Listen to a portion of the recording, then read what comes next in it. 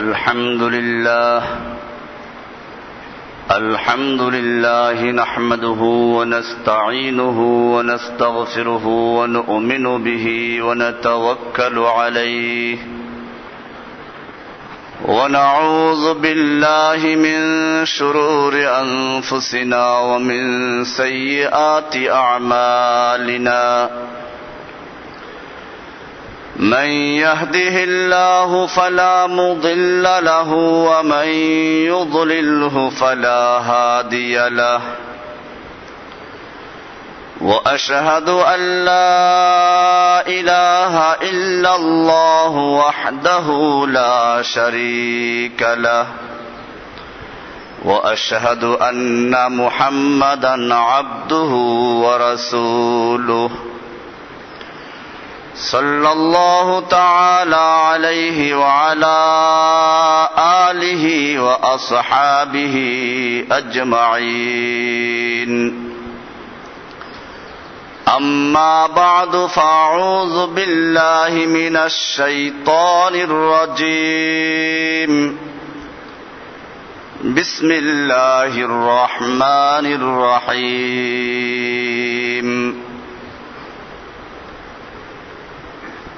وعباد الرحمن الذين يمشون على الأرض هونا وإذا خاطبهم الجاهلون قالوا سلاما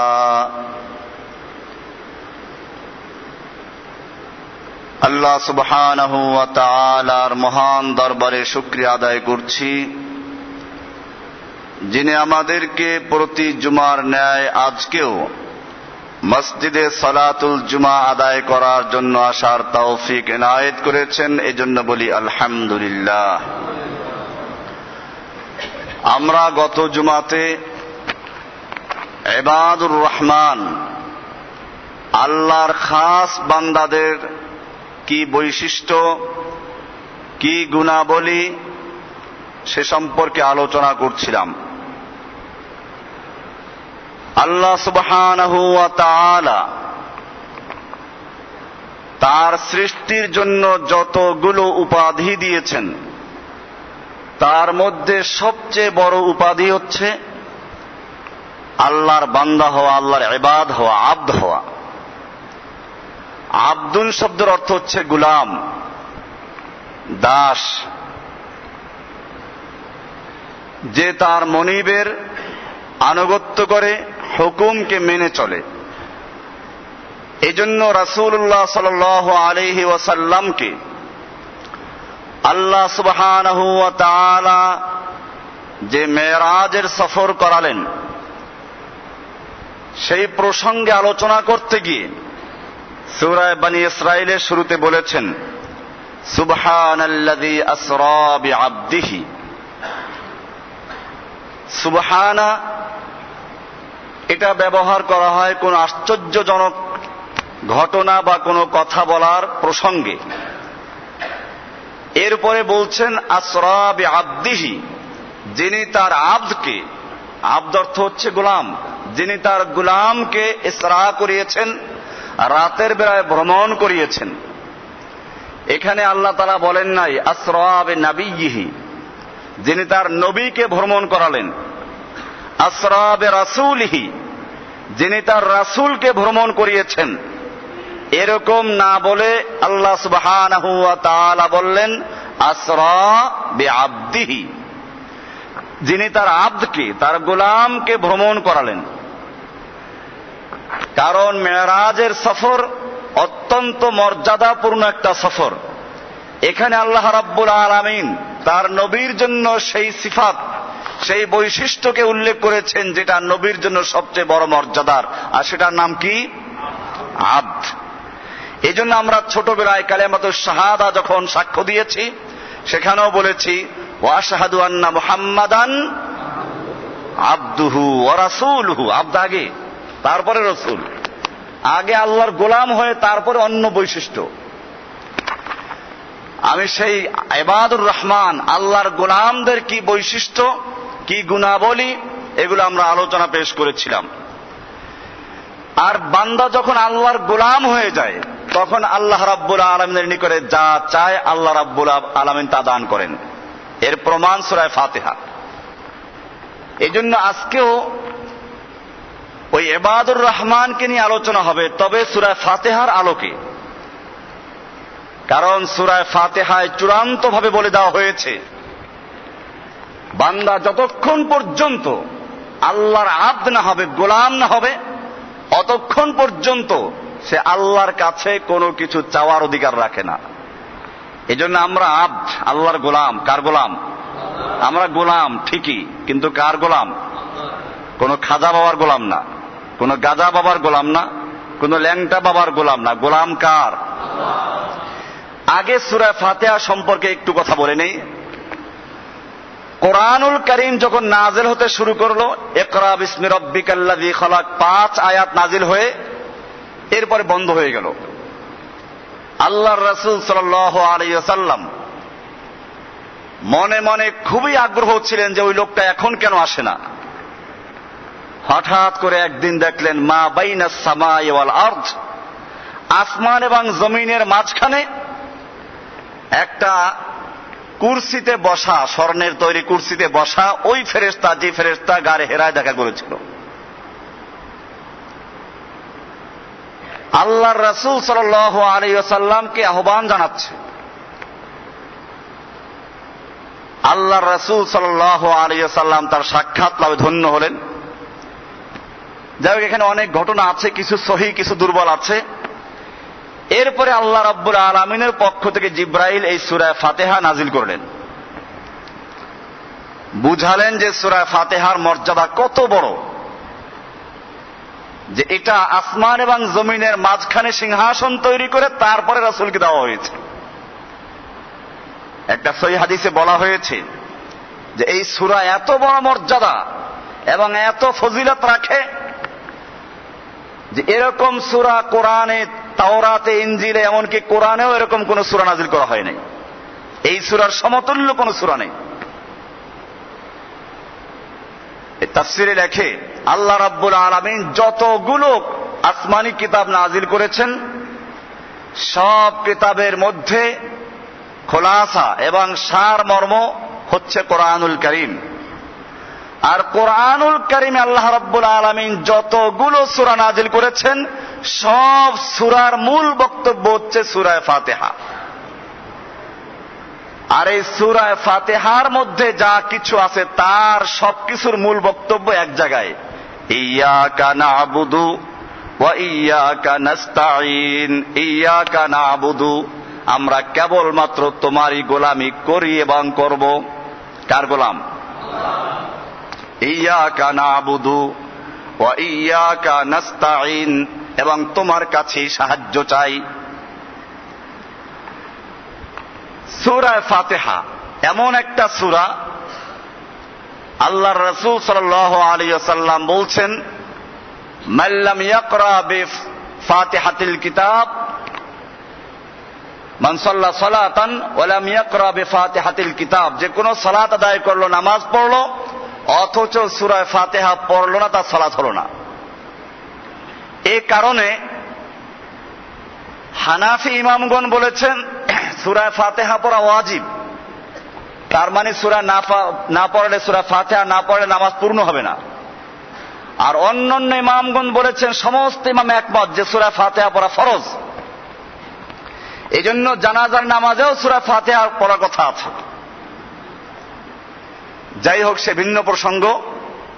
সমস্ত ইমামরা তাহলে একমত যে সূরা ফাতিহা না পড়লে নামাজ হচ্ছে না। সূরা ইয়াসিন সম্পর্কে ফজিলত আছে, আর রহমান সম্পর্কে কোন সূরা সম্পর্কে এত ফজিলত নেই। কেন? এই সূরার নামও অনেক। একটা নাম হচ্ছে উম্মুল কোরআন, কোরআন জননী, কোরআনের মা, উম্মুল কোরআন। কেন এই সূরা? আল্লাহর রাসূল সাল্লাল্লাহু আলাইহি ওয়াসাল্লাম একটা হাদিসে পরিষ্কার করে দিয়েছেন, যে হাদিসটা মিশকাতে আছে, মুসলিম শরীফের হাদিস। আন আবি হুরায়রা রাদিয়াল্লাহু তাআলা আনহু قال قال رسول الله صلى الله عليه وسلم قال الله تعالى, আল্লাহ তাআলা বলেন, আল্লাহ রাসূল সাল্লাল্লাহু আলাইহি ওয়াসাল্লাম বলছেন যে আল্লাহ তাআলা বলেন, মানে হাদিসটা হাদিসে কুদসি, কাসামতুস সালাতা বাইনি ওয়া বাইনা আবদি, আমি সালাতকে, সূরা ফাতিহার আরেকটা নাম হচ্ছে সূরা সালাত, কারণ সালাতের মধ্যে এই সূরা পড়া জরুরি। আল্লাহ রাব্বুল আলামিন বলেন এই সূরাকে আমি বন্টন করে নিয়েছি বাইনি ওয়া বাইনা আবদি, আমার এবং বান্দার মাঝে অর্ধেক অর্ধেক করে। অর্ধেকটা আল্লাহর, অর্ধেকটা বান্দার। কিভাবে? আলহামদুলিল্লাহি রাব্বিল আলামিন, সমস্ত প্রশংসা আল্লাহর, যিনি রব্বুল আলামিন। এটা কার প্রশংসা? আর রহমান, যিনি অত্যন্ত দয়ালু। আর রহিম, যিনি করুণাময়। মালিকি ইয়াউমিদ্দিন, যিনি বিচার দিবসের মালিক, প্রতিদান দিবসের মালিক। ইয়াকা না'বুদু, আগের এই তিনটা আয়াত সবটা আল্লাহর জন্য। এরপরে ইয়াকা না'বুদু ওয়া ইয়াকা নাস্তাঈন, ইয়াকা না'বুদু মানে আমরা তোমারই ইবাদত করি, এটা আল্লাহর জন্য। এই আয়াতের অর্ধেক গেল আল্লাহর জন্য, আর সামনের অর্ধেক ওয়া ইয়াকা নাস্তাঈন, তোমার কাছে সাহায্য চাই, এটা বান্দার নিজের জন্য। এরপরে পরবর্তীগুলো সবগুলো বান্দার নিজের জন্য। ইহদিনাস সিরাতাল মুস্তাকিম, আমাদেরকে সিরাতে মুস্তাকিমের হেদায়েত দান করো। সিরাতাল্লাযীনা আন'আমতা আলাইহিম, ওই সকল লোকের পথ যাদের প্রতি আপনি নেয়ামত দান করেছেন। গায়রিল মাগদুবি আলাইহিম ওয়ালাদ-দাল্লিন, যারা পথভ্রষ্ট অভিশপ্ত ওদের পথে নয়। এই সবটা বান্দার নিজের জন্য। তাহলে সূরা ফাতিহা অর্ধেক অর্ধেক হলো, অর্ধেকটা আল্লাহর, অর্ধেকটা বান্দার। এর একটা রহস্য আছে। বান্দা যখন, এই সূরার নাম সূরাতুল মাসআলা বলা হয়, আবেদন। মানুষ কি করে আল্লাহর কাছে আবেদন করবে, আল্লাহ রাব্বুল আলামিন এই সূরার মধ্যে তার শিক্ষা দিয়েছেন। বড় বড় অফিসগুলোতে, গুরুত্বপূর্ণ অফিসে যদি আবেদন করতে হয়, ওখান থেকে ফরম নিতে হয়, ওদের নিয়ম অনুযায়ী দরখাস্ত করতে হয়, না মন গড়া দরখাস্ত করব? আল্লাহর কাছে কিভাবে আবেদন করব, আল্লাহ রাব্বুল আলামিন সূরা ফাতিহার মধ্যে তার শিক্ষা দিয়েছেন। একটা প্রধানমন্ত্রী যখন কোন এলাকায় যায়, তখন প্রথমে তার কিছু প্রশংসাপত্র পেশ করা হয়। আপনি এই করেছেন, সেই করেছেন। এরপরে আমরা এই, আপনার এই জন্য, আপনার সাথে এই করেছি, আপনার জন্য এই করেছি। তারপরে আবেদনপত্র পেশ করে। ঠিক তেমনি ভাবে আল্লাহ সুবহানাহু ওয়া তাআলা তার মহান দরবারে আবেদন করার জন্য প্রথমে শিক্ষা দিলেন, আমার প্রশংসা করো। আলহামদুলিল্লাহি রাব্বিল আলামিন, সমস্ত প্রশংসা, তাফসীরে লেখে সমস্ত প্রশংসা মানে অতীতের যত প্রশংসা হয়েছে, যা হচ্ছে, কিয়ামত পর্যন্ত যত প্রশংসা হবে, সবগুলোর মালিক কে? আপনি বলবেন যে আমরা তো অনেক মানুষের তারিফ করি, একটা ভালো মিস্ত্রি এটা তৈরি করেছে, এই কাজটা একজনে তৈরি করেছে, সে খুব ভালো কাজ করেছে। মূলত এই সব প্রশংসাগুলোর মালিক আল্লাহ সুবহানাহু ওয়া তাআলা। কারণ মানুষ যা কিছু তৈরি করছে আল্লাহর সৃষ্টিকে বাদ দিয়ে, লোহা দিয়ে তৈরি করলো, আল্লাহর সৃষ্টিকে বাদ দিয়ে মানুষের পক্ষে কোনো কিছু সৃষ্টি করা সম্ভব না। এরপরে সবচেয়ে বড় কথা, মানুষ যা কিছুই সৃষ্টি করুক, এই মানুষটাকে সৃষ্টি করেছেন কে? আল্লাহ সুবহানাহু ওয়া তাআলা। এজন্য মানুষ যদি মানুষের প্রশংসা করে, মানুষের কোন কাজের প্রশংসা করে, সেই প্রশংসাটাও মূলত কার জন্য? আলহামদুলিল্লাহি রাব্বিল আলামিন, সমস্ত প্রশংসা আল্লাহর জন্য, যিনি গোটা জগৎ সমূহের রব। এর উপরে ব্যাখ্যা আমরা আগে দিয়েছি। আর রহমান, রব্বুল আলামিন বলে ক্ষমতা বোঝানো হলো। আল্লাহ তোমার এত ক্ষমতা, গোটা জগৎ সমূহের রব তুমি। রব মানে কি, তার বিস্তারিত ব্যাখ্যা আমি দিয়েছি। সৃষ্টিকর্তা, রক্ষাকর্তা, পালনকর্তা, বিধানদাতা, সবকিছু যার মধ্যে থাকে। এরপরে আর রহমান, আর রহিম, প্রশংসা হয়ে গেল। মালিক ইয়াউমিদ্দিন, এই সব প্রশংসা করার পরে এবারে বান্দা তার নিজের পরিচয় দিচ্ছে, যেটার জন্য এই লম্বা ইতিহাস টানা। আল্লাহ রাব্বুল আলামিন এবারে বললেন, তুমি তোমার পরিচয় দাও। তোমার পরিচয় কি? তুমি আমার এত প্রশংসা করলে, আমার এত গুণগান করলে, বলো তোমার সঙ্গে আমার সম্পর্কটা কি? এবারে বান্দা বলছে, ইয়াকা না'বুদু, আমি তো আপনারই গোলাম, আপনার সঙ্গে আমার সম্পর্ক হচ্ছে, আপনি হচ্ছেন আমার মনিব, আমি হচ্ছি আপনার গোলাম। ইয়াকা না'বুদু, আমি আপনারই গোলামি করি এবং করতে থাকবো, আপনার গোলামি করি, আপনার গোলামি করি, আপনার না, আপনারই, শুধুমাত্র একমাত্র আপনারই গোলামি করি। ইয়াকা না'বুদু ওয়া ইয়াকা নাস্তাঈন, আর আমি আপনার কাছেই সাহায্য চাই। পরিচয় হয়ে গেল। এ হলো একটা জিনিস। আরো একটা জিনিস এখানে লক্ষ্য করার বিষয়, শুরুতে যখন বলা হচ্ছে তখন বলা হচ্ছে সর্বনাম ব্যবহার করা হচ্ছে, আলহামদুলিল্লাহি রাব্বিল আলামিন, সকল প্রশংসা আল্লাহর, যিনি রব্বুল আলামিন, যিনি রব্বুল আলামিন, আর রহমান, যিনি অত্যন্ত দয়ালু, আর রহিম, যিনি যিনি, এগুলো বলা হয়, এই সর্বনাম ব্যবহার করে, যিনি তিনি, এগুলো ব্যবহার করা হয় যে ব্যক্তি সামনে নেই তাকে উদ্দেশ্য করে। তাহলে এতক্ষণ পর্যন্ত বলা হচ্ছে আল্লাহর প্রশংসা করছি, যিনি রহমান, যিনি রহিম, যিনি বিচার দিবসের মালিক, যিনি যিনি। হঠাৎ করে বলা হচ্ছে ইয়াকা না'বুদু, আমি তোমারই ইবাদত করি। এবারে সামনে এসে গেল। এটাকে আরবিতে বলা হয় ইলতিফাত। আগে একজন অনুপস্থিত ব্যক্তিকে কেন্দ্র করে যেরকম কথা বলা হয় তা বলা হচ্ছে, এখন সামনে উপস্থিত ব্যক্তিকে কেন্দ্র করে যা বলা হয় তা বলা হচ্ছে, সম্বোধন করা হচ্ছে। ইয়াকা না'বুদু, তার মানে এতক্ষণ পর্যন্ত বান্দা আল্লাহর প্রশংসা করতে করতে এবারে বান্দা আল্লাহর কাছে এসে গেছে, আল্লাহর কাছে পরিচিত হয়ে গেল। এবারে সে পরিচয় দিচ্ছে, ইয়াকা না'বুদু, আমি কেবলমাত্র তোমারই গোলামি করি, ওয়া ইয়াকা নাস্তাঈন, তোমার কাছে সাহায্য চাই। আব্দ, একজন আল্লাহর বান্দা গোলামের সিফাত হচ্ছে সে আল্লাহরই গোলামি করবে। ইয়াকা না'বুদু, আমি কেবলমাত্র তোমারই গোলামি করি, তোমার গোলামি করতে গিয়ে আমি তোমার সঙ্গে কাউকে শরীক করি না, তোমার গোলামি করি, তোমার গোলামি না। এবং ও এর পার্থক্য, মক্কার লোকেরাও আল্লাহর ইবাদত করত, আবার মূর্তির পূজা করত। মক্কার লোকেরাও আল্লাহর ইবাদত করত, আবার দেবদেবীর পূজাও করত। ঠিক তেমনি ভাবে যদি কোন মুসলিম দাবিদার ব্যক্তি যদি ইয়াকা না'বুদু পরে আল্লাহর কাছে ইবাদত করে, আবার দাবি করে মাজারে গিয়ে প্রার্থনা করে, মাজারওয়ালাকে সেজদা করে, পীরের কাছে প্রার্থনা করে, পীরে হেদায়েত দেওয়ার মালিক এই দাবি করে, সেই ব্যক্তির মধ্যে আর মক্কার কুফফারদের মধ্যে কোনো পার্থক্য আছে?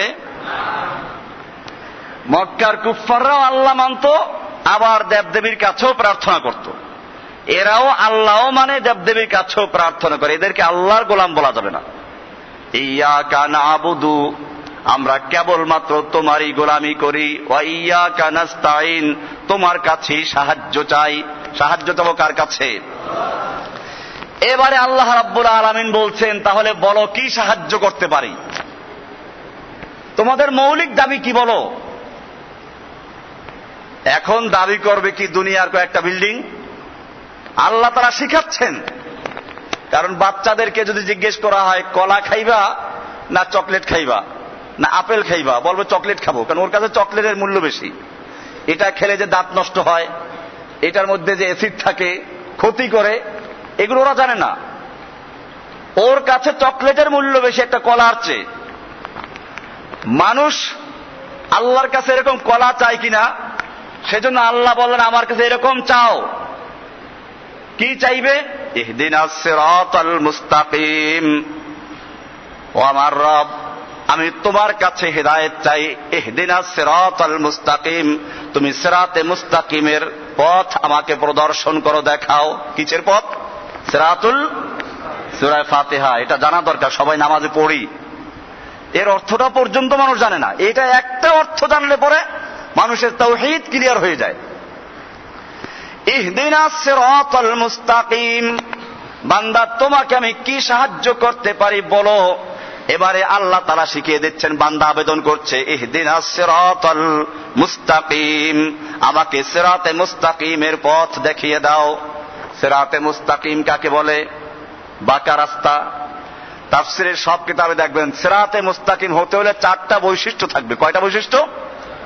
1 নম্বরে আশ-শারিউল আম, প্রশস্ত রাস্তা হতে হবে, কমপক্ষে 60 ফুট, 3.5 বলা হয়। প্রশস্ত রাস্তা, একেবারে সংকীর্ণ হাতেমবাগ মসজিদের সামনের রাস্তা, এটাকে কি বলে? সিরাতে মুস্তাকিম বলা হবে না। 2 নাম্বার বৈশিষ্ট্য হচ্ছে এই রাস্তা আঁকা বাঁকা হতে পারবে না, একেবারে সোজা হবে। 3 নাম্বার বৈশিষ্ট্য হল এই রাস্তা কোন জায়গায় গিয়ে থামতে পারবে না, আবার অন্য রাস্তার সাথে বাঁকা হয়ে যাবে না। এই রাস্তা এখান থেকে গিয়ে ওখানে মিশছে, ওই রাস্তা আবার ওখান থেকে গিয়ে 15 নাম্বার গিয়ে মিশে গেছে, 15 নাম্বার গিয়ে 7 মসজিদ রোড, এটা আবার গিয়ে মোহাম্মদপুর গিয়ে মিশে গেছে। এই 7 মসজিদ রোড আর আমাদের এই রোডকে কি সিরাতে মুস্তাকিম বলা যাবে? সিরাতে মুস্তাকিম হলো যে রাস্তা একেবারে বিশ্ব রোড, সোজা থাকবে, যেই রাস্তার কোনো ছোটখাটো কোনো সমাপ্তি থাকবে না। এরকম একটা রাস্তার নাম হচ্ছে সিরাতে মুস্তাকিম। আল্লাহ তাআলা আবেদন শিখাচ্ছেন যে তোমরা আমার কাছে সিরাতে মুস্তাকিম আবেদন করো। ইহদিনাস সিরাতাল মুস্তাকিম, আল্লাহ তোমাকে পাওয়ার জন্য যে সোজা রাস্তা, ওই রাস্তা দেখাও। আল্লাহকে পাওয়ার জন্য সোজা রাস্তা, সেই রাস্তা কোনো সংকীর্ণ রাস্তা হতে পারবে না। কাজী চিশতিয়াবাদ, কাদরিয়াবাদ, নকশবন্দিয়াবাদ এগুলো ছোট রাস্তা। ইসলামের মধ্যে নানান তরিকা তৈরি করে রাস্তা, তরিকা মানে রাস্তা, কিন্তু তাহলে তরিকা মানে রাস্তা। আমাদের কি চিশতিয়া তরিকা মানলে সিরাতে মুস্তাকিম হবে? এ রাস্তা চিশতি পর্যন্ত গিয়ে থেমে গেছে। মঈনুদ্দিন চিশতির নামে চিশতিয়া তরিকা, কাজী বোঝা গেল এটা যারা মানে তাদেরই দাবি যে চিশতিয়া তরিকা মঈনুদ্দিন চিশতি পর্যন্ত গিয়ে থেমে গেছে। এটা সিরাতে মুস্তাকিম হবে? এই রাস্তায় যারা চলে তারা ওখানে গিয়ে শেষ। কাদেরিয়া তরিকা আব্দুল কাদের জিলানী রাহমাহুল্লাহর নামে তৈরি করা হয়েছে, ওটা ওনার পর্যন্ত শেষ। উনি কি নবী না সাহাবী? কিছুই না। আল্লাহর নবীর ইন্তেকালের প্রায় কয়েকশো বছর পরে জন্ম, এটাও শেষ। সাবেরিয়া তরিকা, নকশবন্দিয়া তরিকা, যত সংকীর্ণ রাস্তা এবং যত রাস্তা এক পর্যায়ে গিয়ে সমাপ্ত হয়ে গেছে, এগুলোকে সিরাতে মুস্তাকিম বলা যাবে না। সেজন্য বলা হচ্ছে ইহদিনাস সিরাতাল মুস্তাকিম, আল্লাহ তোমাকে পাওয়ার জন্য সিরাতে মুস্তাকিম, একেবারে সরল সোজা এবং সঠিক রাস্তা আমাকে দেখাই দাও। সঠিক হতে হবে। আরেকটা বৈশিষ্ট্য, একটা হলো শারে আম মানে বিশ্ব রোড, বড় রাস্তা হতে হবে, প্রশস্ত হতে হবে। 2 নাম্বার, ওই রাস্তা আঁকা বাঁকা হতে পারবে না। 3 নাম্বার, ওই রাস্তা হতে হবে একেবারে সোজা, বড় রাস্তা, গন্তব্য পর্যন্ত সোজা চলে গেছে, গন্তব্য পর্যন্ত সোজা চলে গেছে। এরপরে যেটা হলো রাস্তা তো ঠিক আছে, কিন্তু আপনার গন্তব্যের সাথে মিল নাই।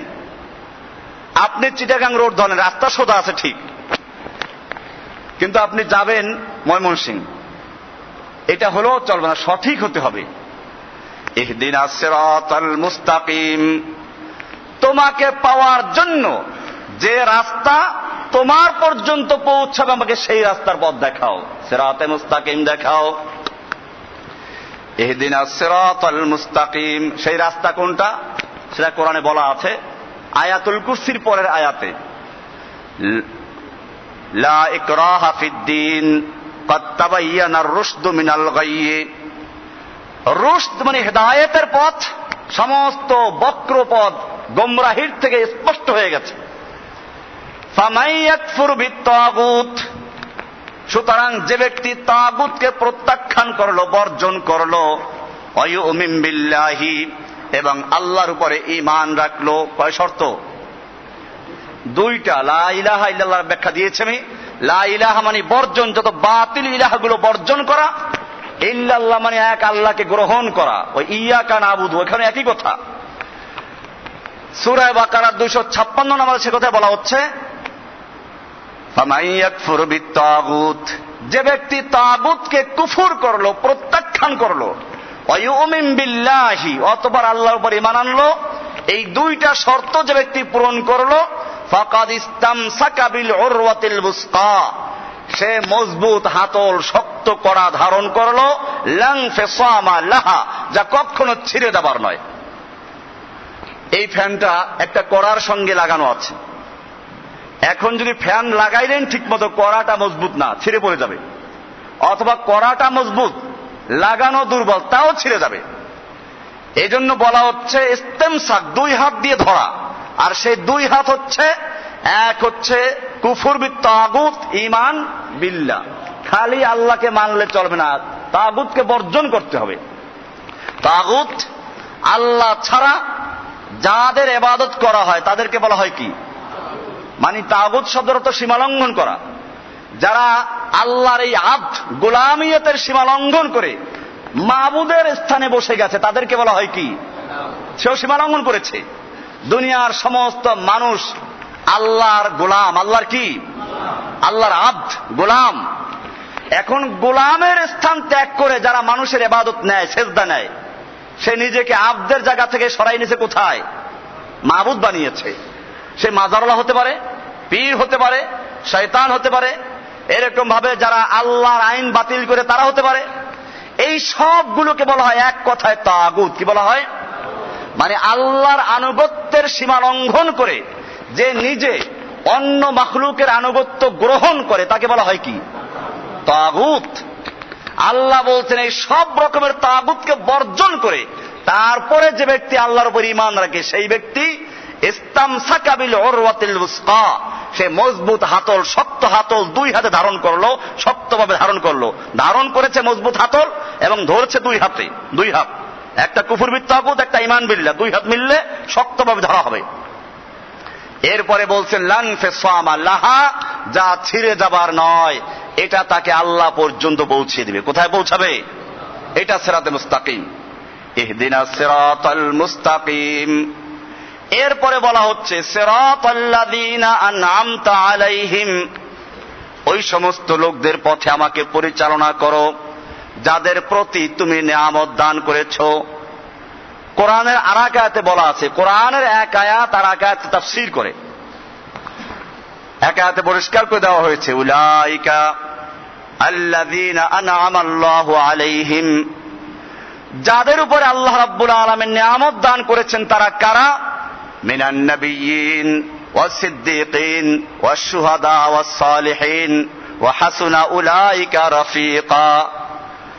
নবিয়্যিন, সিদ্দীকিন, শুহাদা, সালিহিন, চারটা বৈশিষ্ট্য উল্লেখ, নবী এবং শহীদ, এরকম হবে সিদ্দিক, সালেহ, এই চার প্রকারের লোকদেরকে বলা হয়েছে আন'আমতা আলাইহিম, তাদের পথে পরিচালনা করো, গায়রিল মাগদুবি আলাইহিম।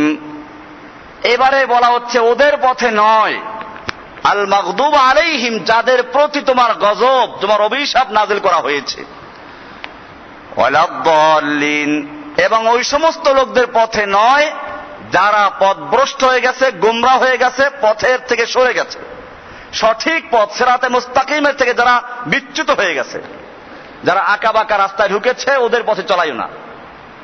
আল্লাহ তারা শিখাচ্ছেন যে যারা আল্লাহর রাস্তা বাদ দিয়ে বিভিন্ন তরিকায় ঢুকে গেছে ওদের রাস্তায় চালাইও না। এরপরে আবার সে দাবি করে কি, এই তরিকায় চলতে হবে, ওই তরিকায় চলতে হবে, সমস্ত তরিকা বর্জন করতে হবে। আমাদের মুসলিমের তরিকা একটা, তার নাম ইসলাম। সেই তরিকার নাম কি, সেই তরিকা রাসূলের তরিকা, সেই তরিকা আল্লাহর দেওয়া তরিকা। এই তরিকা কোনো পীরের নামে নয়, এই তরিকা কোনো খাজা বাবার নামে নয়, কোনো গাজা বাবার নামে নয়। ইয়াকা না'বুদু ওয়া ইয়াকা নাস্তাঈন, আব্দ সম্পর্কে বলছিলাম, আব্দ আল্লাহর গোলাম। গোলাম হতে হলে একমাত্র আল্লাহরই গোলামি করতে হবে।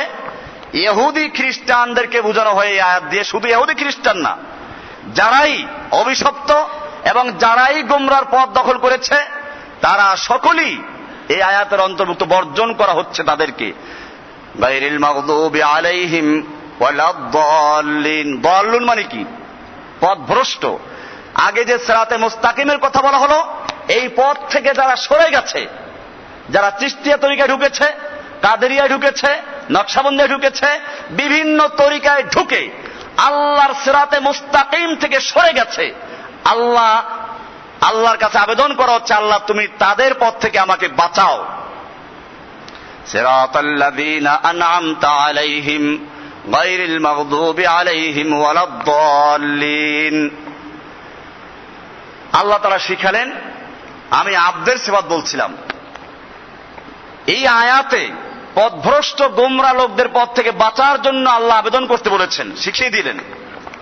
মানুষেরা এরপরেও গোমরা হয়েছে, কারণ যেহেতু তারা কোরআন সুন্নাহর পথ থেকে সরে গেছে, তারা যখন এই বিভিন্ন তরিকায় চলে গেছে, এখন কোরআনের অর্থ শিখায় হিন্দু। কে শিখায়? মুসলমানদের আদালতে কোরআন সম্পর্কে রিট আবেদন করছে কে? একটা হিন্দু। যে জবাই করা হলো কাকে? ইসমাইলকে না ইসহাককে? এটা এখন মুসলিম জাতিকে শিখাচ্ছে কে? আর যখন আবেদন করলো, আপনার পত্রপত্রিকা দেখেছেন যে তখন এটার জবাব দেওয়ার মতো কেউ নাই। বিচারক কি করবেন? উজু করে আসতে বললেন সবাইকে। তো যাই হোক, এরপরে আরো দুর্ভাগ্য এই জাতির জন্য, এই জাতির জাতীয় মসজিদের ইমাম সাহেবকে এই ব্যাপারে জিজ্ঞেস করা হয়েছে। জাতীয় মসজিদের ইমাম সাহেব কি জবাব দিচ্ছেন শুনেন। উনি বলেছেন,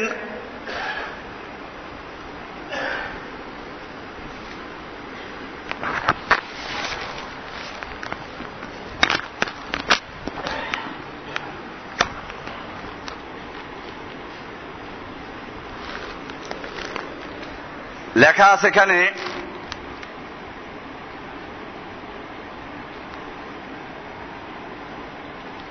জাতীয় মসজিদের খতিব সালাহউদ্দিন সাহেবকে, বাইতুল মুকাররমের খতিব মাওলানা সালাহউদ্দিন গতকাল রাতে এ বিষয়ে কালের কণ্ঠকে বলেন, হযরত ইসমাঈল আলাইহিস সালামের ঘটনা কিন্তু কি আছে, আবহমান কাল থেকে আলেম ওলামারা জেনে আসছি এটা হযরত ইসমাঈলের ঘটনা, কিন্তু যারা মামলা করেছেন তারা কোথা থেকে এটা পেলেন তা জানি না। আবহমান কাল থেকে জেনে আসছে আলেম ওলামারা। এটা কোনো দলিল হলো? ওই বেটা তো এটাই লিখেছে যে আবহমান কাল থেকে তোমরা ভুল পড়ে আসছো, সেটা লিখেছে সে। তাহলে এটা কোনো জবাব হলো? এটা তো ওনাকে আরো সমর্থন দেওয়া হলো। মূলত যুগে যুগে ইহুদি খ্রিস্টানরা কোরআন নিয়ে চক্রান্ত করার চেষ্টা করেছে এবং তাতে অনেকটা সফল হয়েছে।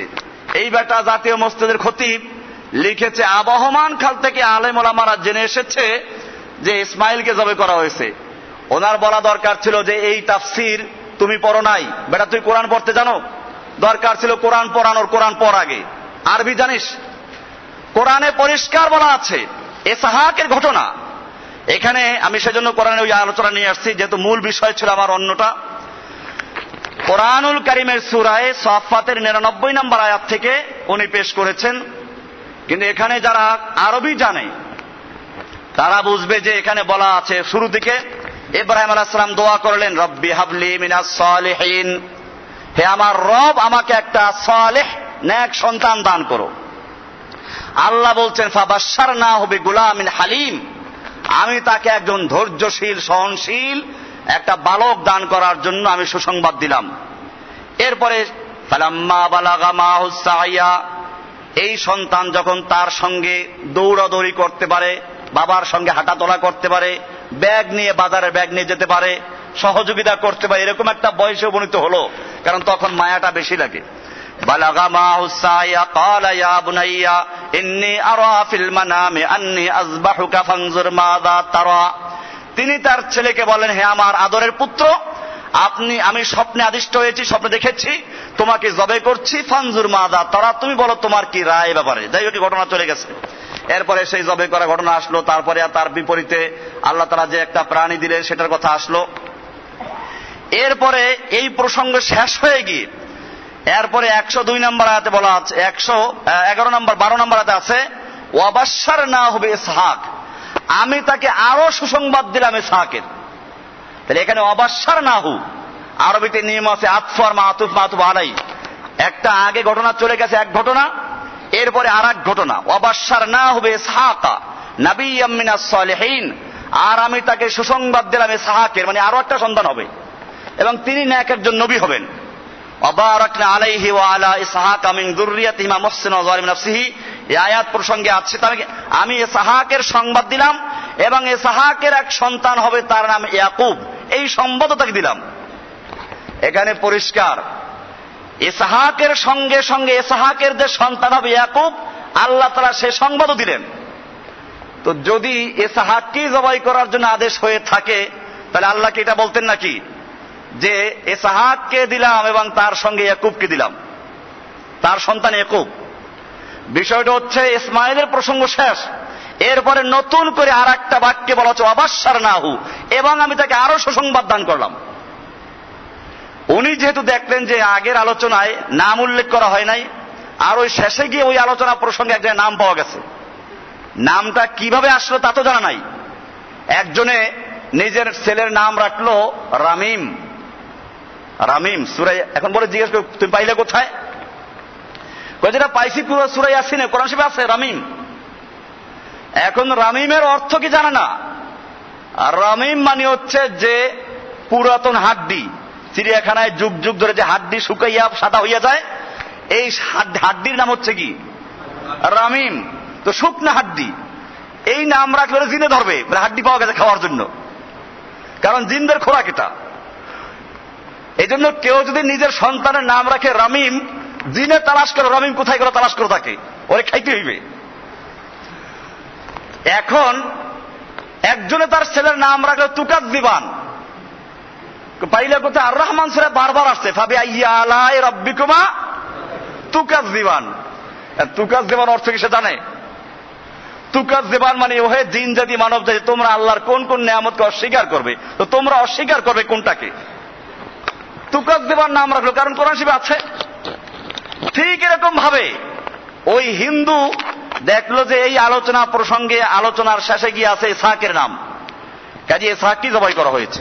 তারপরও বিষয়টা কোরআন হাদিসে না থাকতো তাহলে কথা ছিল। এই জন্য এখানে কোরআনের তাফসিরে ইবনে কাসিরে এই বিষয় সম্পর্কে বিস্তারিত আলোচনা করেছে। এখানে আছে যে ফাসলুন, একটা আলাদা একটা পরিচ্ছেদ তৈরি করেছেন। তাফসিরে ইবনে কাসির আমার হাতে খোলা আছে, 38 নম্বর পৃষ্ঠা 3 নম্বর খণ্ডের, এখানে 4 নম্বর খণ্ডের, এখানে একেবারে লাল কালি দিয়ে দাগানো আছে যে কাকে জবাই করা হয়েছিল সেই শিরোনাম দিয়ে। জবাই করেছিল কি ইসমাইলকে না ইসহাককে? প্রথমে নিয়ে আসছেন ও যিকরু মান ক্বালা হুয়া ইসহাক আলাইহিস সালাম, যারা বলে ইসহাককে জবাই করা হয়েছিল তাদের দলিল কি সেগুলো আলোচনা আছে এখানে। এরপরে সে আলোচনাগুলো কারা করেছে এইখানে পরিষ্কার বলা আছে। কাব আহবার একজন ইহুদি আলেম ছিলেন, বড় আলেম, তিনি ইসলাম গ্রহণ করার পরে বলেন যে এটা মূলত ইহুদিরা তৈরি করেছে। কারণ ছিল এই, ইসহাকের বংশের থেকে বনি ইসরাইলের নবীরা তৈরি হয়েছে। আপনারা ইতিহাস জানেন, ইব্রাহিম আলাইহিস সন্তান দুইজন, একজন হলো ইসহাক আর একজন কি? ইসহাকের পুত্র হচ্ছে কি? ইয়াকুব। আর ওই ইয়াকুবের 12 পুত্র ছিল। কয় পুত্র ছিল? ইউসুফ আলাইহিস সালাম, বিনয়ামিন সহ আরো যে 12 পুত্র ছিল, এই 12 পুত্রকে বলা হয় বনি ইসরাইল। কারণ ইয়াকুবের নাম হচ্ছে ইসরাইল, ইয়াকুবের আরেকটা নাম কি? উপাধি। ইসরা মানে হচ্ছে বান্দা, আর ইল মানে আল্লাহ হেব্রু ভাষায়। তাহলে ইয়াকুব আলাইহিস সালামের উপাধি ছিল ইসরাইল, মানে আল্লাহর বান্দা, আব্দুল্লাহ। আরবিতে আব্দুল্লাহ আর হেব্রু ভাষায় ইসরাইল। ওই ইসরাইল এর সন্তানদেরকে বলা হয় বনি ইসরাইল, মানে ইসরাইলদের বংশধর। আর এই বনি ইসরাইলদের যত নবী সবগুলো এসেছেন ইয়াকুবের সন্তানদের মাধ্যমে, ইসহাকের থেকে। আর ইসমাইলের বংশে আর কোন নবী আসে নাই, মুহাম্মদ সাল্লাল্লাহু আলাইহি ওয়াসাল্লাম একাই এসেছেন। ইহুদি খ্রিস্টানদের দাবি হচ্ছে এই, যদি এটা প্রমাণ করা যায় যে আল্লাহর রাস্তায় জবে করা হয়েছিল ইসহাক আলাইহিস সালামকে, ইসমাইলকে নয়, তাহলে তাদের শ্রেষ্ঠত্ব প্রমাণিত হবে। কারণ ইসহাকের শ্রেষ্ঠত্ব প্রমাণিত হলে ইসহাকের থেকে বনি ইসরাইলদের সব নবী এসেছে। মুসা আলাইহিস সালাম বলেন, ইহুদিরা যাকে মানে, ঈসা আলাইহিস সালাম, খ্রিস্টানরা যাকে মানে, এই সবগুলো হবে কার বংশের? ইসহাকের বংশের। সেই জন্য তারা আবহমান কাল থেকে, যারা সালাদিন সাহেব বলেছেন, আবহমান কাল থেকে প্রচার করে আসছেন যে আল্লাহর রাস্তায় জবাই হয়েছিল ইসহাক। কে জবাই হয়েছিল? ইহুদিদের দাবি, যাতে করে ইসহাকের শ্রেষ্ঠত্ব প্রমাণিত হয়ে তাদের নবী ঈসা আলাইহিস সালাম, মুসা আলাইহিস সালামের শ্রেষ্ঠত্ব মুহাম্মদ সাল্লাল্লাহু আলাইহি সাল্লামের চেয়ে বেশি হতে পারে, এই চক্রান্ত করা হয়েছিল। এবং সেই চক্রান্তের অংশ হিসেবেই আজকে সারা বিশ্বে ইহুদি খ্রিস্টানরা যে চক্রান্ত করছে, তারই একটা অংশ হচ্ছে বর্তমানে বাংলাদেশের ওই হিন্দু। এবং তার সঙ্গে যে সমস্ত আলেমরাও সমর্থন দিয়ে বলে আবহমান কাল থেকে চলে আসছে, ইসমাইলকে জানি, তার মানে ইসহাক যে সত্য এটা আমাদের জানা, এটা ভুল, স্বীকার করে নেওয়া হচ্ছে এটা। কারণ তাদের কাছে দলিল নাই, তারা এইসব কিতাব পড়ে নাই। তাফসীর ইবনে কাসির এরপরে পরিষ্কার করে দেওয়া আছে এখানে, যিকরুল আসার আল ওয়ারিদা বিআন্নাহু ইসমাইল আলাইহিস সালাতু ওয়াস সালাম ওয়া হুয়া সহিহুল মাকতু বিহি। ইব্রাহিম আলাইহিস সালামের কোন পুত্রকে জবাই করা হয়েছিল? তিনি হচ্ছেন ইসমাইল, এবং এটাই বিশুদ্ধ এবং এটাই হচ্ছে নিশ্চিত। এরপরে লেখছেন যে ইহুদিরা এই চক্রান্ত কেন করেছিল, সেখানে বলা আছে, আন ইবনে ওমর রাদিয়াল্লাহু তাআলা আনহুমা قال আয-যাবিহু ইসমাইল আলাইহিস সালাম, যাকে আল্লাহর রাস্তায় জবাই করা হয়েছিল তিনি কে ছিলেন? এরপরে ইবনে আব্বাস রাদিয়াল্লাহু তাআলা আনহু, আতা, তারপরে আমর, কায়েস, রাবাহ, এরা বড় বড় মুফাসসির কোরআন, তারা বলছেন আন্নাহু ক্বালা আল মুফদি ইসমাইল আলাইহিস সালাম ওয়া জাআমাতিল ইয়াহুদ আন্নাহু ইসহাক ওয়া কাযাবাতিল ইয়াহুদ।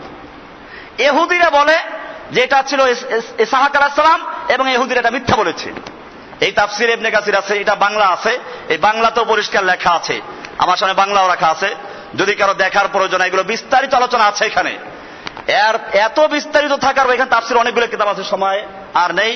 এই জন্য আমাদের মনে রাখতে হবে, ইহুদিরা যুগে যুগে আল্লাহর নবীকে জ্বালাতন করার জন্য, আপনারা জানেন আল্লাহর নবীর উপরে যখন কোরআন নাযিল হতে শুরু করলো, মক্কার কুফফাররা ইহুদিদের সাথে যোগাযোগ রাখত। ইহুদিরা আল্লাহর নবীকে প্রশ্ন করার জন্য মক্কার লোকদেরকে শিখিয়ে দিল, তারে 3টা প্রশ্ন করো, নবী না হইলে এই উত্তর দিতে পারবে না, আর নিশ্চিত সে পারবে না। 3টা প্রশ্ন শিখিয়ে দিল। আল্লাহর নবীকে জিজ্ঞেস করলো, ওই যুবকরা কারা যারা আল্লাহর দ্বীনের উপর অটল থাকার জন্য নিজের দেশ ত্যাগ করে পাহাড়ে অবস্থান করেছিল, তারা কারা?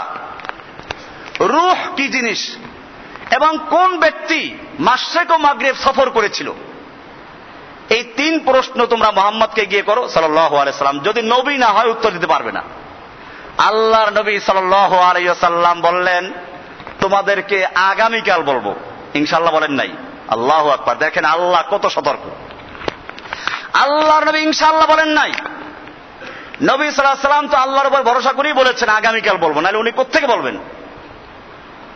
ইনশাআল্লাহ না বলার কারণে জিবরাইল আলাইহিস সালাতু ওয়াস সালাম আসলেন, আল্লাহর কাছে জিজ্ঞেস, আল্লাহ আপনার হাবিব তো বলেছেন আগামীকাল বলবেন, কিন্তু এখন আগামীকাল না গেলে তো উনি লজ্জিত হবেন, অপমানিত হবেন। আল্লাহ রাব্বুল আলামিন বললেন, নবী অপমানিত হোক তাতে আসে যায় না কিছু, কিন্তু আল্লাহর আলোচনা, আল্লাহর যাতে করে মর্যাদা ক্ষুণ্ণ নয় সেদিকে লক্ষ্য রাখতে হবে। খবরদার তুমি যাবে না। নবী উত্তর দেব, দেখি কেমনে দেয়। 1 দিন 2 দিন 14 দিন পর্যন্ত, 15 দিন পর্যন্ত চলে গেল, জিবরাইল আসে না। মক্কার লোকেরা এবার বলল, মুহাম্মদ তুমি নাকি নবী, তোমার কাছে আল্লাহর বাণী আসে, এখন আসে না কেন? আল্লাহর নবীর একজন ফুফি সে গিয়ে বলল, মুহাম্মদ তোমার কাছে যে শয়তানটা আসতো, এটা কি এখন আসা বাদ দিয়ে দিয়েছে? তোমার কাছে যে শয়তানটা আসতো, এটা কি এখন আসে না? আল্লাহর নবী সাল্লাল্লাহু আলাইহি ওয়াসাল্লাম খুবই ব্যথিত হচ্ছেন, কিন্তু আল্লাহ সুবহানাহু ওয়া তাআলা শিক্ষা দিলেন, ওস্তাদ যদি ভুল করে, নবী যদি ইনশাআল্লাহ না বলে, তাহলে তার উম্মতরা আরো ভুল করবে। তার উম্মতরা খাজা বাবাকে ক্ষমতা দিয়ে দিবে। নবীর নিজস্ব কোনো ক্ষমতা নাই, এটা প্রমাণিত হওয়া দরকার। নবী নিজের থেকে কিছু বলতে পারেন না, আল্লাহ তাআলা না জানালে পরে এটা প্রমাণিত হওয়া দরকার। সেজন্য 15 দিন পর্যন্ত ওহী বন্ধ থাকলো। এরপরে যখন দেখলো নবী এখন খুবই ব্যথিত, লজ্জিত, দুঃখিত, আল্লাহর কাছে বারবার ক্ষমা চাচ্ছেন, এরপরে সূরা কাহাফ নাযিল হয়ে 3টা প্রশ্ন উত্তর একবারে দিয়ে দিলেন, মাঝখানে বলে দিলেন ওয়ালা তাকুলান্না লিশাইইন ইন্নী ফাইলুন যালিকা গাদা ইল্লা আইয়াশা আল্লাহ। হে নবী, আপনি ভবিষ্যৎ সম্পর্কে যখন কোনো কথা বলবেন, অঙ্গীকার করবেন, ওয়ালা তাকুলান্না লিশাইইন, কোন জিনিস সম্পর্কে আপনি বলবেন না ইন্নী ফাইলুন যালিকা গাদা, এই কাজটা আমি আগামীকাল করব, এরকম বলবেন না। ইল্লা আইয়াশা আল্লাহ, তবে আল্লাহ তাআলা যদি চান, ইচ্ছে করে ইনশাআল্লাহ বলবেন। এরপরে কুফফারদের দাঁত ভাঙ্গা জবাব দেওয়া হলো। আল্লাহর নবীকে বলা হলো তোমার শয়তানটা তোমাকে ছেড়ে দিয়েছে। আল্লাহ তাআলা শুনেন না এই কথা? এর জবাব দিবেন না? নিশ্চয় জবাব দিবেন, কারণ নবী যদিও ব্যথিত হয়েছেন, লজ্জিত হয়েছেন, এটা সাময়িক ছিল, কিন্তু আল্লাহর বিধান স্থায়ী। এরপরে আল্লাহ রাব্বুল আলামিন সূরা নাযিল করলেন অদ-দুহা ওয়াল লাইলি ইযা সাজা। অদ-দুহা তাফসীর করতে গেলে অনেক সময় লাগবে।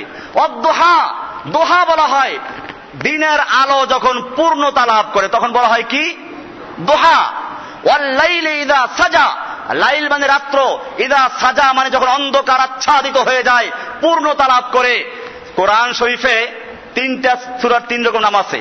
একটা আছে ওয়াল ফজর, কি আছে? ফজর মানে ফজরের কসম। আর একটা আছে ওয়াল আসর, ওয়াল আসর, আসরের কসম। তাই মাঝখানে ওয়াদ-দুহা না বলে ওয়াজ-জহুর বললে ভালো হতো না? তাহলে ফজর, জহুর, আসর মিলতো কিনা? কি বলছি? ওয়াল ফজর 30 পারা একটা সূরার নাম, ওয়াল আসর 30 পারা এক সূরার নাম। এইখানে ওয়াদ-দুহা না বলে যদি বলতেন কি ওয়াজ-জহুর, তাহলে খুব সুন্দর হতো, কিন্তু আল্লাহ তাআলা তা বলেন নাই। ওয়াল ফজর বলে বলছেন, হে নবী, আপনার বিরোধিতা যতই কুফফাররা করুক না কেন, আপনার বিরুদ্ধে যত লিফলেট ছাড়ুক না কেন, আপনাকে পাগল বলুক, জাদুঘর বলুক, সাহের বলুক, কাজ্জাব বলুক, যত যাই বলুক না কেন, রাতের আধার চিরে আস্তে আস্তে পূর্বাকার পরিষ্কার করে যেভাবে দিনের আলো সূর্যের আলো দিতে হয়, ঠিক তেমনি ভাবে সমস্ত অন্ধকার ছেদন করে ইহুদি খ্রিস্টানদের সমস্ত মতবাদ ছিন্ন করে আপনার দিনের সূর্য একসময় উজ্জ্বল হয়ে আসবে। এরপরে সেই আলো অদ-দুহা, দিনের দ্বিপ্রহার, দুপুরের সময়, চাষতের সময় যেরকম ভাবে গোটা পৃথিবীকে সমান আলোতে আলোকিত করে, ঠিক সেভাবে আলোকিত করে ছাড়বে। এরপরে ওয়াল আসর, এটা আসর পর্যন্ত থাকবে, কিয়ামত পর্যন্ত থাকবে, পৃথিবীর শেষ পর্যন্ত থাকবে। এরপরে আস্তে আস্তে শেষ হবে, কিয়ামত হবে। কাজী আপনার বিরুদ্ধে যারা অপপ্রচার করছে, আপনার দিনকে যারা মিটিয়ে দেওয়ার চেষ্টা করছে, আপনার রব আপনাকে ছেড়ে দিয়েছে বলে যারা বলছে, উপহাস করছে, আপনি জেনে রাখুন অদ-দুহা, সেই দুপুরের কসম, সূর্যের আলো যখন পূর্ণতা লাভ করে, ওয়াল লাইলি ইযা সাজা, রাতের কসম, যখন রাত্রি, যখন অন্ধকার আচ্ছাদিত হয়ে যায়, মা ওয়াদ্দাআকা রাব্বুকা ওয়া মা ক্বালা, আপনার রব আপনাকে ছেড়েও দেয় নাই, আপনার প্রতি অসন্তুষ্ট হয় নাই, তবে আপনি একটু ভুল করেছিলেন, সেই ভুলের জন্য আপনাকে শিক্ষা দেওয়া হলো, যাতে করে কিয়ামত পর্যন্ত আপনার উম্মতরা কোনো ভুল করতে না পারে। বলছিলাম ইহুদি খ্রিস্টানরা যুগে যুগে নবীকে প্রশ্ন করেছে, আল্লাহ উত্তর দেন নাই। আল্লাহ উত্তর দিয়েছেন কুফফাররা শেষ হয়ে গেছে। আল্লাহ তাআলা উত্তর দিয়েছেন রূহ কি জিনিস, আসহাবে কাহাফ সম্পর্কে উত্তর দেওয়া আছে, যুলকরনাইন সম্পর্কে উত্তর দেওয়া আছে। সূরা কাহাফ পড়ে 3 প্রশ্ন উত্তর আপনারা পাবেন। ওই তাফসীর করা যেহেতু উদ্দেশ্য না, উদ্দেশ্য ছিল যুগে যুগে ইহুদি খ্রিস্টানরা ইসলামের বিরুদ্ধে চক্রান্ত করেছে, এবং এখন যে হিন্দু আজকে কোরআনের তাফসীর শিখাচ্ছে ওলামায়ে কেরামদেরকে, সেই হিন্দু ও ইহুদি খ্রিস্টানদের সেই পুরাতন প্রশ্নই আলোচনা করছে। এই পুরাতন প্রশ্ন যেটা তাফসীর, এই তাফসীর আমি লিখি নাই, এই তাফসীর মামলা হওয়ার পরে লেখা হয় নাই, এই তাফসীর 700 হিজরি আগের কিতাব। কাজী তাফসীরে পরিষ্কার বলা আছে ইহুদিরা এই প্রসঙ্গে আগেও আলোচনা করেছে যে যাকে জবাই করা হয়েছিল সে ইসহাক, এটা কি জন্য? তাদের ইসহাকের শ্রেষ্ঠত্ব যদি প্রমাণিত হয়, তাহলে ইসহাকের সন্তান বনি ইসরাইলের নবী ঈসা আলাইহিস সালাম, মুসা আলাইহিস সালাম সহ নবীদের শ্রেষ্ঠত্ব প্রমাণিত হবে। মুহাম্মদ সাল্লাল্লাহু আলাইহি সাল্লাম যেহেতু ইসমাইলের বংশ, সেখানে বলা যাবে ইসমাইলকে আল্লাহ তাআলা পছন্দ করেন নাই, সেজন্য ইসমাইলকে আর তার মাকে জঙ্গলে রেখে আসার জন্য হুকুম দিয়েছিল। অতএব মুসলমানরা, তোমরা যেই নবীর সঙ্গে আছো, সেই নবীকে ত্যাগ করে তার উপর গজব নাযিল হয়েছে, তাকে বনবাসে দেওয়া হয়েছে, জঙ্গলে রাখতে বলা হয়েছিল। সেই নবীকে ছাড়ো, খ্রিস্টান ধর্ম গ্রহণ করো, ইহুদি গ্রহণ করো। এই ইহুদিদের এই গভীর চক্রান্ত বাস্তবায়ন করার জন্য বাংলাদেশের একদল হিন্দু, একদল খ্রিস্টান, বৌদ্ধ এবং তার সঙ্গে একদল নাদান আলেম যুক্ত হয়ে সেই খ্রিস্টানদের মিশনকে বাস্তবায়ন করছে। আমাদের মনে রাখতে হবে, এই সমস্ত বাতিল মোকাবেলা করতে হলে আমাদেরকে বেশি করে পড়াশোনা করতে হবে, কোরআন হাদিস জানতে হবে এবং সে অনুযায়ী আল্লাহর বান্দা হয়ে আমাদের থাকতে হবে। সে আলোচনা করছিলাম। আল্লাহ সুবহানাহু ওয়া তাআলা আমাদের সকলকে বিষয়গুলিকে বুঝার এবং আমল করার তৌফিক দান করুন। আমিন। ওয়া সাল্লাল্লাহু তাআলা আলা নবিয়িনা মুহাম্মাদ ওয়া আলা আলিহি ওয়া সাহবিহি আজমাইন।